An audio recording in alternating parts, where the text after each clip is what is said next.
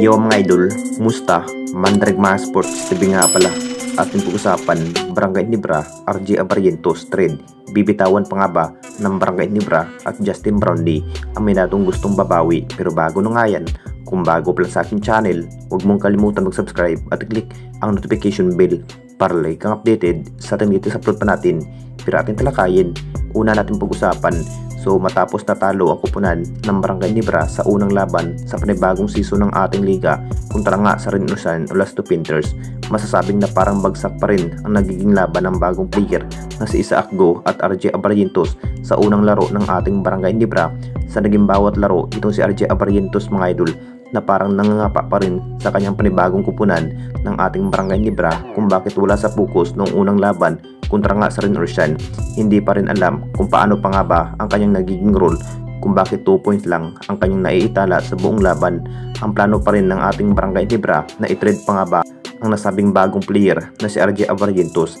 Marami pa rin ang nanghihinayang sa dating lineup ng ating Barangay Nibra na may si Stan na mas malayo na rin ang dating husay at gumawa ng play ng ating Barangay Nibra.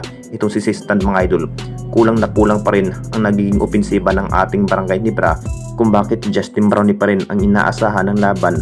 Aminado pa rin si RJ Abarrientos mga idol na bagsak pa rin ang kanyang laro sa naging unang laban ng ating Barangay Nibra, kung bakit ito pa rin ang pinapakita ni RJ Abarrientos. Talagang bibitawan na nga ba ng Barangay Nibra kung patuloy lang ang kanyang nagiging performance ng bagsak? At dito na naman tayo sa isa pa nating balita. Justin Brownlee, ang minadong gustong babawi. Alam na nating lahat mga idol, ang ating best import pa rin ang kinaabangan ng lahat, kung bakit sabik na rin ang iba dyan mga idol na makita nga sa unang laro itong si Justin Brownlee para sa kupunan ng Barangay Nibra. Masasabing todo buhat rin ang kanyang nagiging laban ng ating best import na si Justin Brownlee.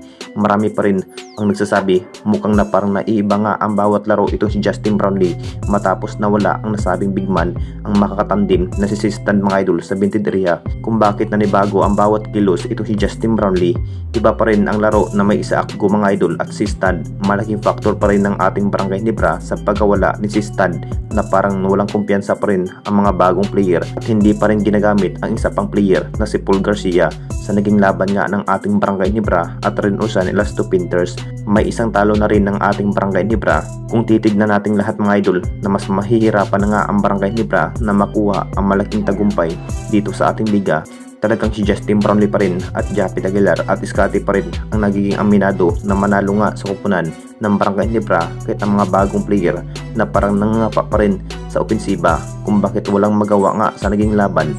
Anong masasabi ninyo mga idol tungkol sa ating video?